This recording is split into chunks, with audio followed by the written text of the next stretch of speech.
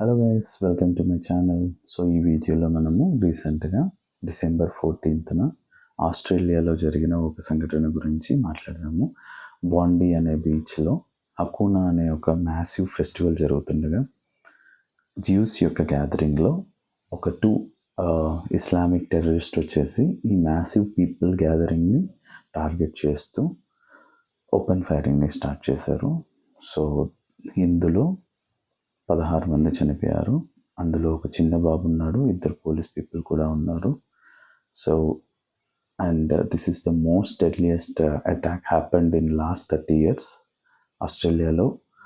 And despite వాళ్ళ దగ్గర gun rules కూడా చాలా స్ట్రిక్ట్గా ఉన్నప్పటికీ కూడా సో ఇలా తీవ్రవాద జరగడం very sad thing. And government has treated this as one of the deadliest attack ever. And Ahmed అనే పర్సన్ యాక్చువల్గా ఒకరిని సేవ్ చేశారు. అంటే ఒక తీవ్రవాదిని పట్టుకొని ఈ ఫైరింగ్ని కంట్రోల్ చేయడంలో హెల్ప్ చేశారు.